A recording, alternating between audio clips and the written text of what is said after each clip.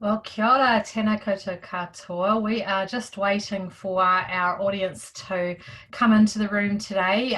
So in the meantime, I'm going to give a quick introduction and some housekeeping for those of you that haven't been with us before.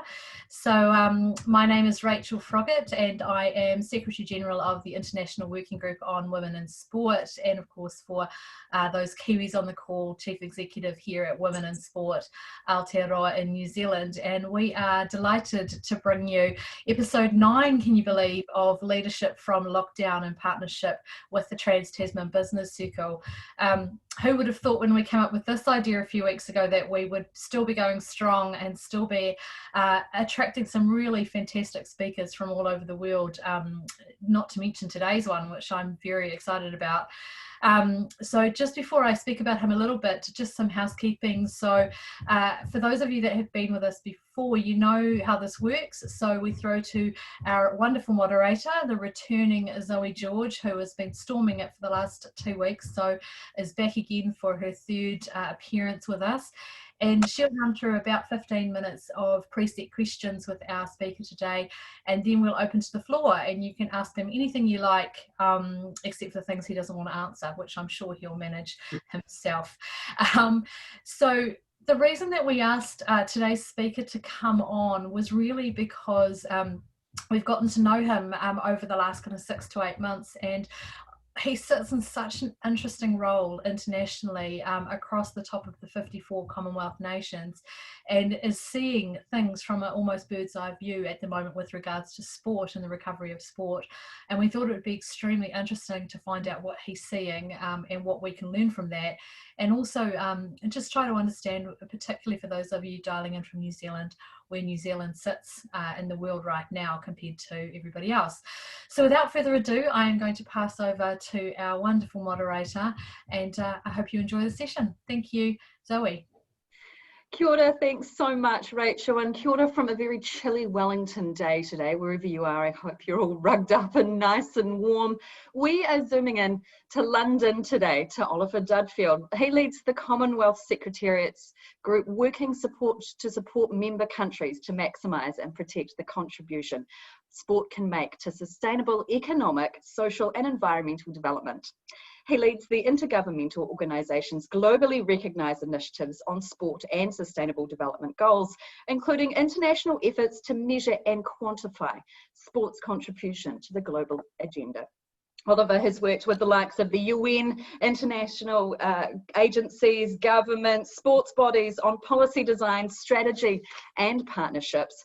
He's also sat on a UNESCO committee for physical education and sport, and is a member of the Advisory Council for the Centre for Sport and Human Rights, among others. He's also a prolific author, and he started his career as a basketball coach. Fun fact, he's been told after 9 weeks of lockdown that he has no inside voice, I think like many of us. He joins us from Twickenham. Kia ora, Oliver, lovely to see you. Thanks, I appreciate you having me, well, this morning and this evening our time. What have you're joining us from London. What's it been like during COVID-19, and also London seeing riots right now as well? So how's it all going for you? Yeah, look, appreciative for my family and I. We've been all well through what's been a pretty challenging time in terms of the impact of COVID-19 here in the UK. The country's still at level 4 out of level 5, and that means that lockdown and social distancing restrictions are still in place. And I think that within that, there's been a real increased appreciation for the importance of the health service and key workers and how critical they are, obviously during this period, but more broadly. The other thing that I've seen, and it's been quite nice from a personal sense as someone who advocates for physical activity and sport, is there has been a bit of a spike of interest in that regard, and people taking the advantage of exercising. Unfortunately, some of the research is showing us that overall physical activity is down, but definitely there's a bit of appreciation of that opportunity to get outside and exercise, which has been good to see. Yeah, the government mandated run around the block. We definitely saw actually a spike in physical activity here in New Zealand during our level 4 and level 3 lockdowns, particularly cycling, which is brilliant to see. So the Commonwealth is a voluntary association of 54 independent and equal countries. It's home to 2.5 billion people. It's huge. And that includes both advanced economies and developing countries. Can you explain the purpose of the Commonwealth Secretariat for all those who might be unfamiliar? Certainly. Well, probably worth just touching on the Commonwealth, as you said, voluntary association of 54 countries, and really working together to promote prosperity, peace, strengthening democracy, the rule of law, and protecting the environment. And a point you made, a real belief in the strength of diversity. In the Commonwealth, we have biggest, small, and some of the smallest economies. India, 1.4 billion population, Tuvalu, just under 12,000 population. As the intergovernmental organisation for the Commonwealth, really support that interlinking connection between various countries, and probably worth giving the best illustration in terms of what we do to support countries, really ensure that sport contributes as much as it can to society, to social, economic development. I often say, as an intergovernmental organisation, and particularly working on issues to do with sport, we support our countries to meet, make policies, and measure the impact. So every 2 years, the ministers of sport from across the 54 countries come together to discuss key issues, to discuss shared priorities, and really try to scale and drive innovation and good practice. We'll work directly with countries, providing analysis, guidance, or linking up experts from across countries to help develop sort of national policies and strands or strategies. When the IWG was last in Botswana, we worked in partnership with the International Working Group, Botswana Government and Sports Commission to develop a national strategy for gender equality in sport, and helped link up experts from the Southern Africa region with those in Botswana to drive that policy, and then help build out ways to measure how these policies and strategies to ensure that sport's having a positive impact in society. So, for example,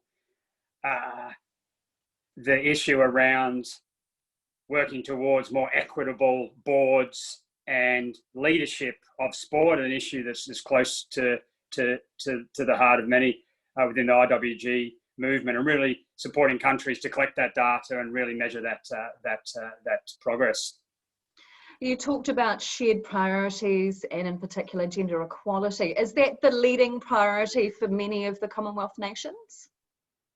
Well, we certainly talk on behalf of the organisation, what we're asked to do as a body that works for our member countries. And gender mainstreaming and driving gender equality is a cross-cutting priority, and certainly it's an issue that our countries have really said has to be front and centre of our work. Now, what we see, of course, is there's different levels of progress towards this aspiration of improving and driving gender equality and more equitable policies, delivery mechanisms, institutions, but definitely in a strong commitment to a sort of rights-based approach. Gender mainstreaming and gender equality is a strong focus across the countries and the various Commonwealth organisations that work for and with member countries.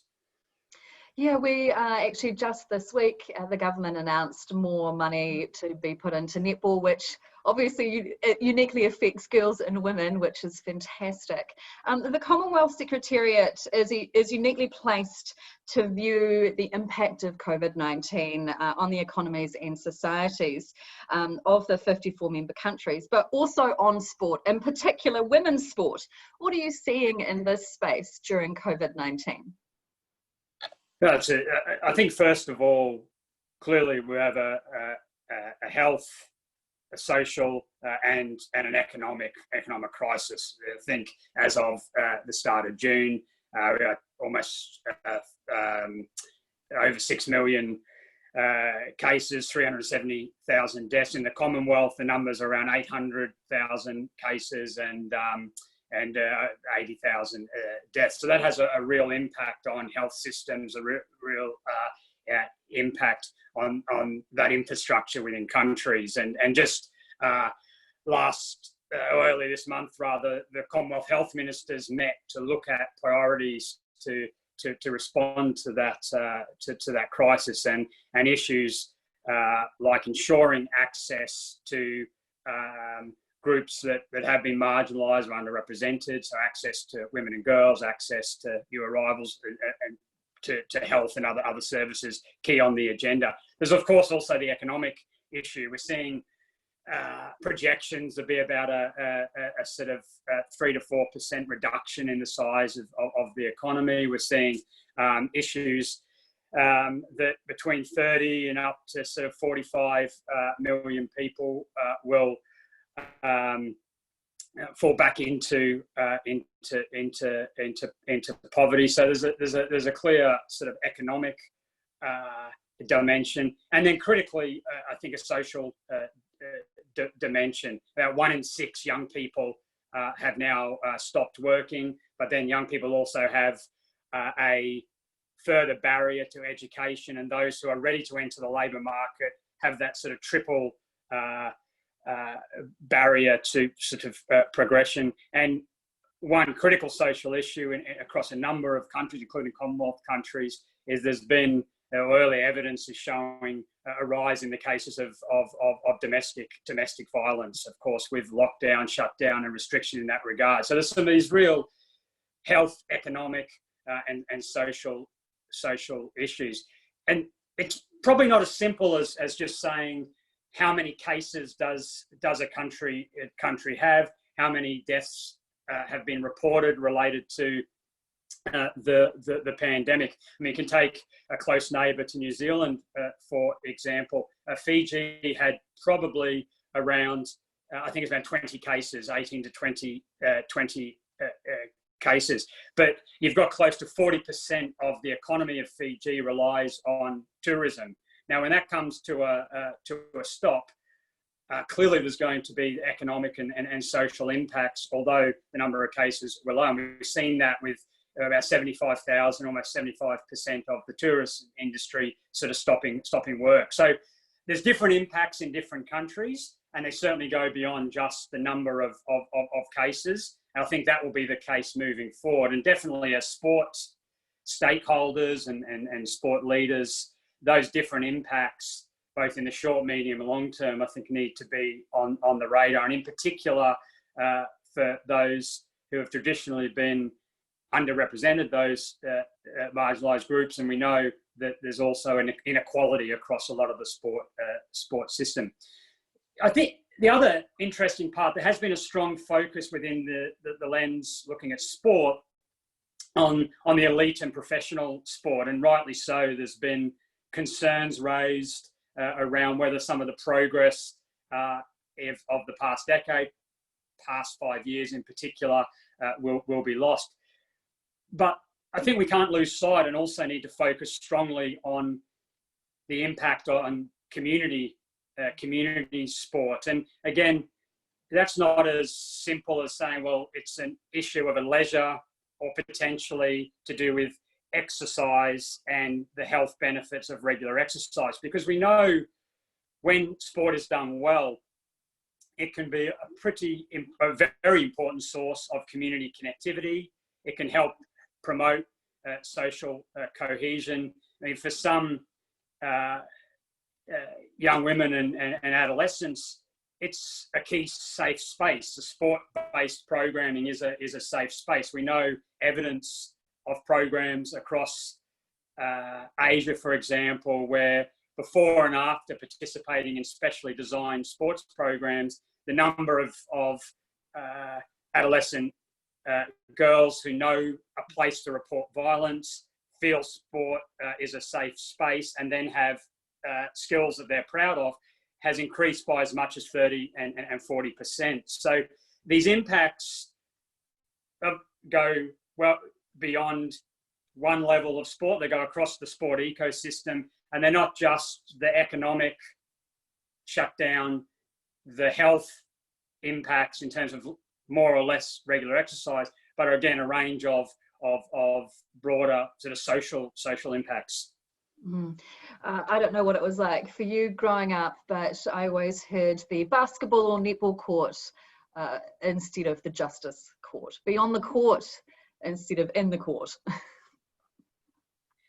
No, certainly, and I think this is one of the important issues, certainly across our member countries, is how do you actually deliver sport in a way which is equitable, inclusive, but we're able to maximise the positive contributions. You speak to one where, again, there's evidence in well-designed, inclusive programs to say actually it can reduce the instance of young people participating in at-risk behaviour. And one of the key sort of, if you like, theories behind that is that sport gives young people access to role models or positive adult assets that can help with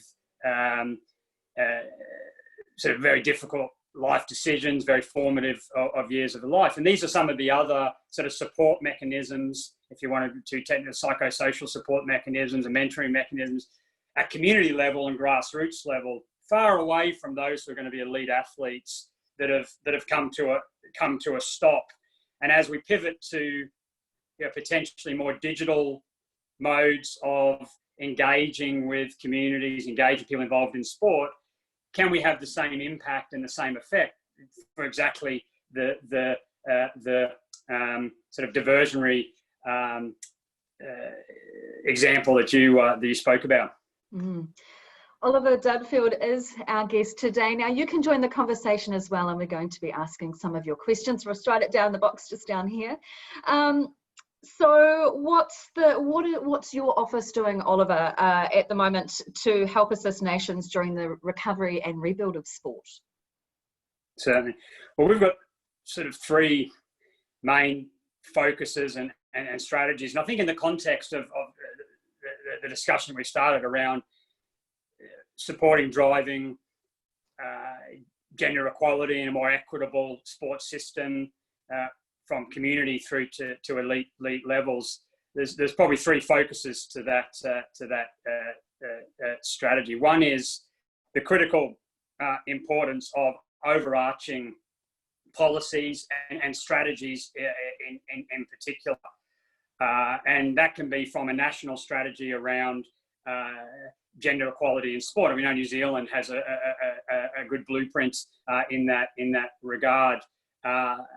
And then second to that, and I think as critical, is designating resources that will be invested in driving and advancing gender equality in sport. And if keep using the New Zealand example, but we saw budget announcements and we saw Minister Robinson actually specifically indicate that a component of that budget would be towards advancing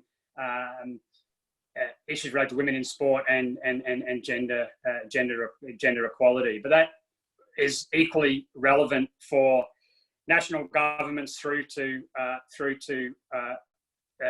individual sports clubs, individual sport federations. So there's the designated budget, designated resource, and that's certainly a key part of our strategy. The third element would be disaggregated data.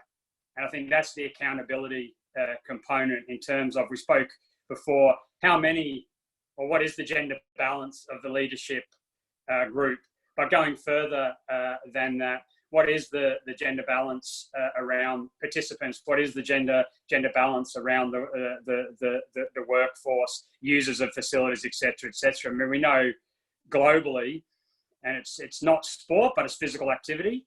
We know that there's a 8% difference between physical activity levels globally between men and women, and then at adolescence, a 7% difference between adolescent males, adolescent females. And I mean, shockingly, we see that it's only 15% of female adolescents are sufficiently active to enjoy the health benefits. And it's only by collecting that disaggregated data that we start to see those inequalities. So to come back to your question, sorry to wave around, the response to that in terms of the pandemic and COVID-19, I think hasn't changed the strategy, but there's some pivots on how we deliver the work, but also the sort of focus of that strategy. So, for example, if we look at policies, developing deliberate policies and strategies, we see countries that are starting to move to lower levels of alert and come out of lockdown have put forward some quite effective roadmaps for the return to sport at community level. The Australian Institute of Sport, Australian Sports Commission's published a fairly valuable toolkit for community sport. New Zealand has published guidelines. The UK started to publish the guidelines in that regard. And what's interesting is that it starts to put some additional responsibilities on sporting stakeholders to ensure that the return to sport is safe. And we hear issues like nominating a COVID-19 focal point, developing a specific, and that's at club level right through to sort of national organisation level, developing an action plan and a checklist for return to sport and activity. Now, I guess the concern, the challenge may be that if there's been human resource volunteer hours, specific focal points who have been focused on driving forward some of the issues related to gender equality and more equitable approaches at community sport level, we need to ensure that as we build these strategies and policies that those focuses are not lost within getting a safe return to sport. So really those strategies of overarching policies, dedicated funding, dedicated resources, and disaggregated data or disaggregated statistics between male and female don't change, but it's just the focus of those. And of course, like all of us, doing a lot more digitally and trying to get our heads around all the tech components. Well, the questions are flooding in, and I also have lots of questions to ask as well, but let's see how we go. Johnny asks, how does the postponement of the Olympics impact on the Commonwealth Games?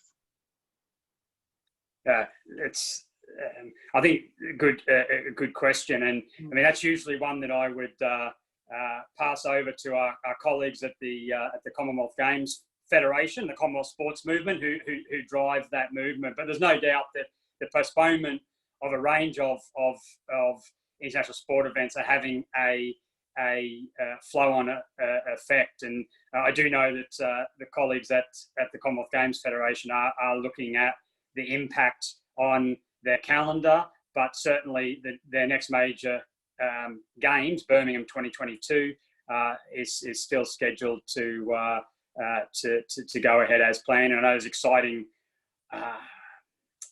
plans they have in place for the legacy and the impact of that games, not just in Birmingham, the UK, but more broadly across the Commonwealth. Mm. Where does sport end and recreation begin in your work? Well, I think it in a lot of ways sits on the same continuum. One of the key focuses of our work is how do you use sport, physical activity, and the recreational component of that, and physical education to contribute to, and we often talk about the Sustainable Development Goals, which are really the global blueprint agreed by all countries towards increased prosperity, peace, bringing people out of poverty, environmental sustainability. And the issue around the non-communicable disease pandemic is key amongst those Sustainable Development Goals. There's a specific target around reducing the mortality or premature mortality from non-communicable disease. And I only say that because I think that then blurs our line between, if you say sport and recreation, between being competitive and non-competitive. I think there's a responsibility across that whole continuum to get more people active, but then also to start to deliver some of the changes and impacts we spoke about before, supporting youth development, really providing safe spaces for adolescent and young people, etc., etc. So actually, we see it on a continuum. When you look at those figures before, that 15%, only 15% of adolescent girls are active enough to get health benefits globally. It says that it's not just the recreation and physical activity sector, but it's all of us have to look at how we are approaching sort of our work and delivery. Another interesting point that's come out of the lockdown, and we've seen that actually some data from Australia that I think it's over 40% of women surveyed were enjoying the new forms of being active that were delivered through virtual and online means versus only 20% of men. So I think that probably gives us a further picture into, is our current setup of sport through the physical activity and recreation sector meeting the needs of the majority, a big percentage of the population, and which probably with some introspect might have to say not fully. Here's a really fantastic question. What are the obligations countries such as New Zealand and Australia have towards smaller countries? Well, I'm glad that question was brought up. One of the strong focuses of the Commonwealth is amplifying the voice of small states. So we have over 30 of our members small states, and 25 are small island developing states. So it's a critical issue.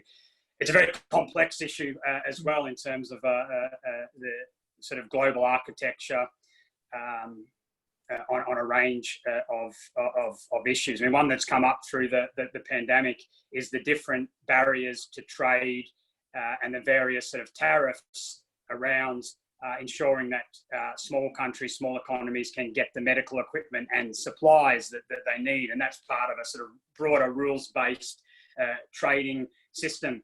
But if we bring it back to sort of the discussion around sport, around driving gender equality in sport, I think my first response would be to have a respectful peer-to-peer relationship with smaller countries, smaller states. There's a lot to learn from neighbours of New Zealand and Australia in the Pacific around how they're engaging diverse groups to get physically active, the way to support women and girls who are not elite athletes to be active, who are from diverse cultural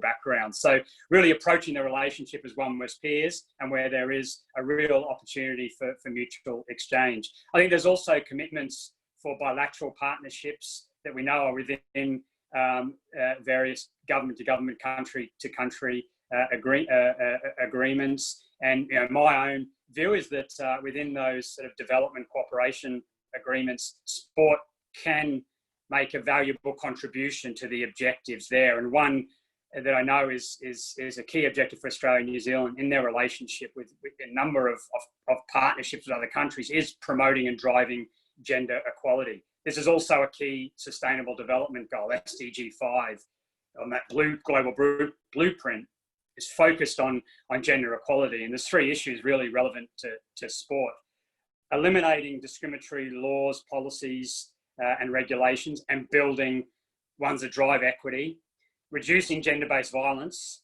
and promoting equitable leadership.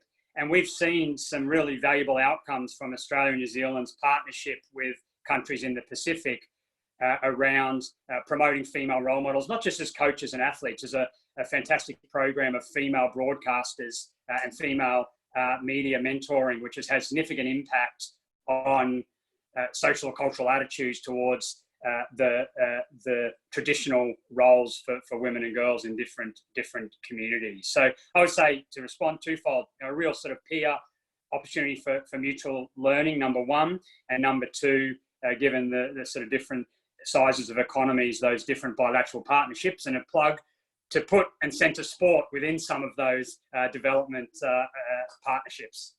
The International Work Group on Women and Girls in Sport Secretariat and World Conference 2018 to 2022 is being hosted by Women in Sport Aotearoa here in New Zealand, which is very exciting. What's your relationship history with the IWG, and what opportunities exist to work with Women in Sport Aotearoa?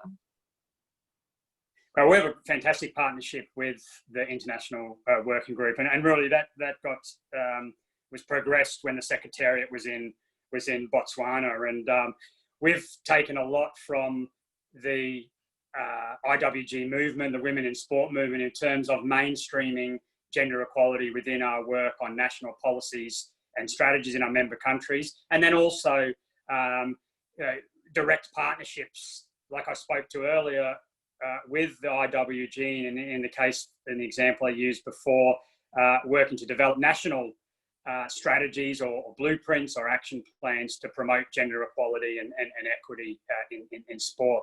And so we've had a really valuable partnership and relationship with IWG, because some of the best thinkers around how you promote gender equality in and through sport are within that movement.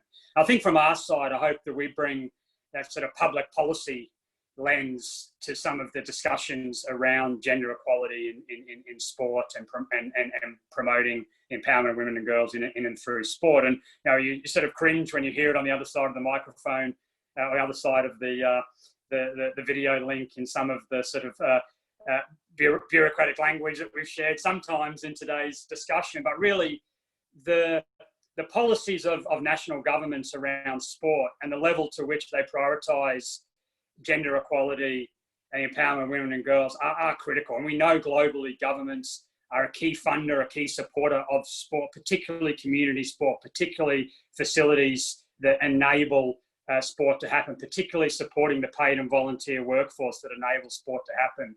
And if there's not, I'll come back to those 3 points I made before, if there's not deliberate policy and strategy, dedicated resource, and if disaggregated data is not collected to measure progress towards gender equality, then the progress will be limited. And the other point that I think is critical in the partnership is that balance between the elite and professional sport and the grassroots and community sport. And I think some of our debates and discussion with IWG and members of the movement have really been beneficial for our work, and I think certainly our networks also. Oliver Dudfield is our guest today. Those questions from you are coming in thick and fast, which is great, and we'll do our very best to answer as many as possible. Here is a personal one for you, Oliver. You ready? I hope so.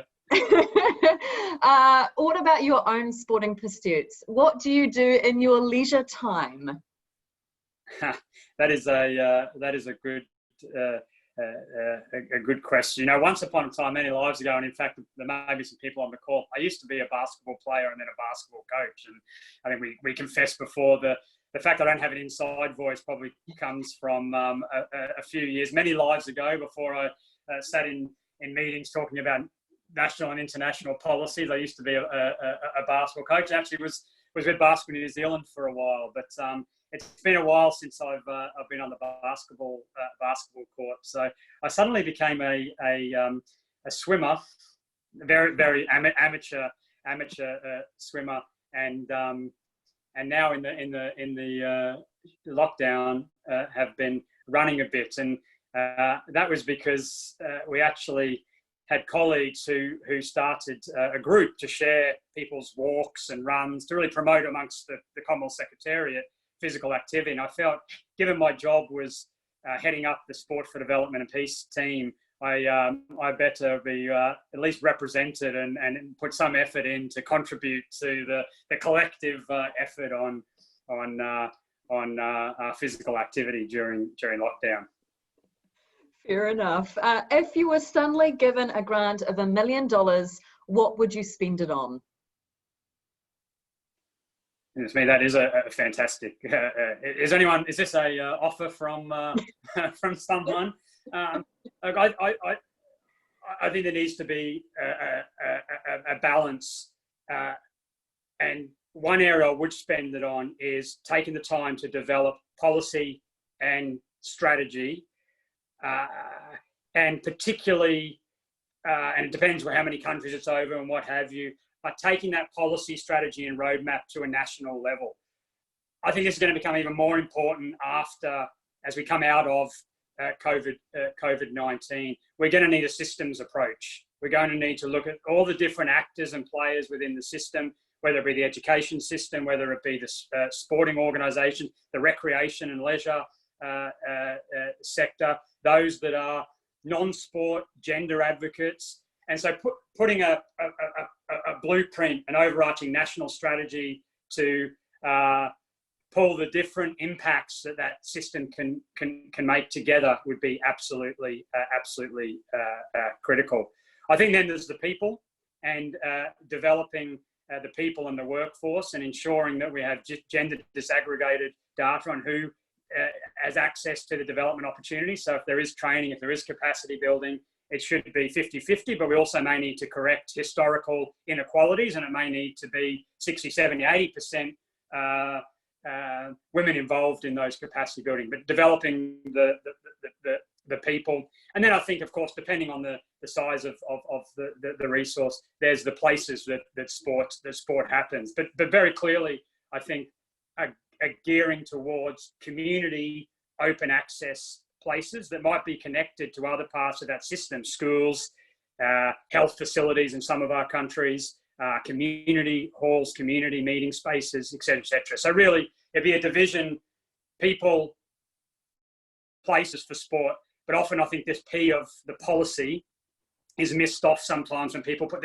their wish list in of how they would spend. And just one final plug, and I say this because as the Commonwealth, we're actually leading global efforts to develop indicators to measure the impact that sport can have and the contribution of sport to that global blueprint of the SDGs. For the policy, the people and the places, we've got to measure it impact with disaggregated data. Oliver Dudfield is our guest today. We've got time for a few more questions. Which emerging sports will place Commonwealth countries in a better position to compete globally? You know, I might have a bit of a sort of left field answer to this one. I think we're going to see some shifts accelerated through this pandemic, through COVID-19, some of the other sort of real transitions that are happening societally at the moment. And one is a digital transition. One's an urban transition. More people will be living and working in urban and high density environments. And I actually think that lends itself to non-competitive sport and traditional games, Indigenous games, that are less on the competition and who succeeds globally and how do we get people active. What are the ways that people from diverse backgrounds, different gender identities, want to get active? And I think that shift is going to sort of put a number of Commonwealth countries that do have significant high density populations, that do have fairly innovative approaches to digital technology. I mean, the mobile phone coverage in a country like Kenya and how that's reformed the banking system there, the entrepreneur and IT-based entrepreneur sector in Kenya and the neighbouring Great Lakes region in East Africa is world leading. And I think this sort of shift towards digital will put some of the Commonwealth countries at the advantage there. One great strategy we've seen come out of COVID-19 is from Singapore, and they've got a national strategy on sports and COVID-19, which is called Transition, Innovate and Emerge. And one of the parts of that is actually shifting some investment into a workforce and growing the workforce who can engage people, not just in physical activity, but more community-orientated physical activity digitally and through virtual means. So these sort of innovations, this type of shifts that we're seeing societally, I think we'll put them across. I think probably the question was about which sports may medal at an Olympic Games or a Commonwealth Game, but I'll leave that more to the high performance and elite focused leadership from lockdown weeks, and I'll keep the focus firmly at that community level and getting more people from more diverse backgrounds active so they enjoy the sort of benefits that you can get from sport. You mentioned Singapore and their initiatives. What are your digital initiatives at the moment? Well, we've established a coronavirus response centre as a Commonwealth, and that's trying to bring together information, data, good practice response, innovations that countries across the Commonwealth have put in place in response to the pandemic. There's a specific section there around sport and coronavirus, and so things like Singapore's strategy is now collected in that singular space, and that's shared with all our member countries. But it's also publicly available.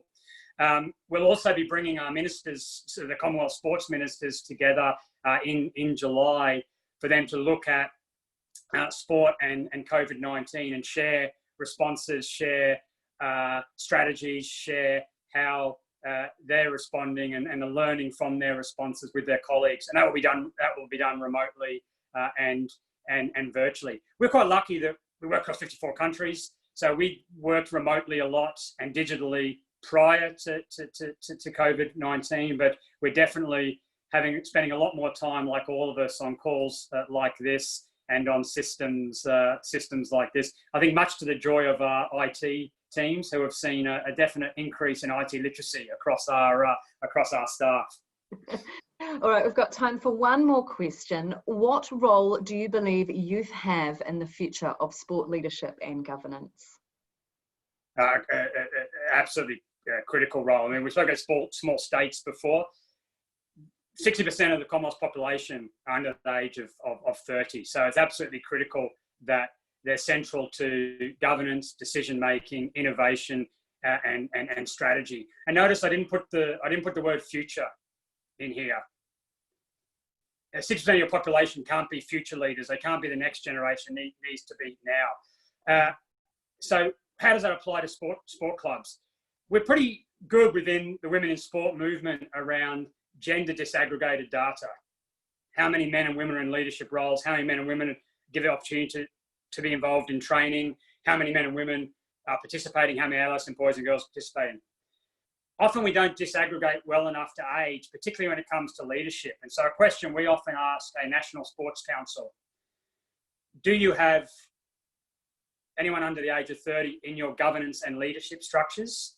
And how and what systems do you have to engage young people in the governance and setting, monitoring, and overseeing the strategy of the sport organisations? And I think if you're in a sports club, through to a regional body, through to a national body, you can ask the question on gender equity in your leadership, but you can also ask the question on youth leadership. And not just elite athletes. We might have an athletes commission, an athletes representative. There are key role for youth leaders, youth innovators within governance, within strategy, within setting out those policy frameworks that are spoken to probably ad nauseum through this morning's the discussion. Thank you so much, Oliver. Some fantastic little nuggets through there, and I'm sure we've taken a lot from what you've said. I'm going to pass over now to Sharon Lloyd from the Business Circle. Thank you so much, Zoe, and thank you to you, Oliver. I'll formally thank you in a moment. In the meantime, for everyone joining us, if you can take a look at the poll in front of you now and answer those questions, and I'll give you the results of that just prior to closing. Oliver, we've had such an unbelievable series in the partnership with Women in Sport Aotearoa, and you have delivered in spades today. So thank you so much for the insights you've shared that have just added to the rich conversation that we've had over the last 9 or so weeks. It was really neat to hear from you today, very inspirational. And I like the imperative that you have for doing things now and for quick change. It was really great to hear from you. Appreciated your time. We'll remember policy, the 3 Ps. And Zoe, as always, thank you to you. It's brilliant to have you with us every week and love your energy and hope you get warmer today. So we've got the poll in front of us now. Excellent, 75% of us are feeling innovative. 88% of us believe the government is doing a good job at the moment. Majority believe 12 months is an estimate of when this will be over. And oh wow, amazing, 100% of you, priority for women and girls in your business recovery phase. That's amazing. I think I'm not sure if we've had 100% in the last few weeks, so that's really awesome. I'd like to thank Rachel and Women in Sport Aotearoa again for your partnership of this amazing event, and I will hand over to you, Oliver, for the closing comments. Oh, thank you for having me, and I'll look forward to next week's poll. Also having gender disaggregation on the participants on the discussion, but no, just a small data-driven joke to finish. But look, thank you very much for having me this evening. Really enjoyed the conversation, and look forward to the future weeks of leadership from lockdown. Thank you.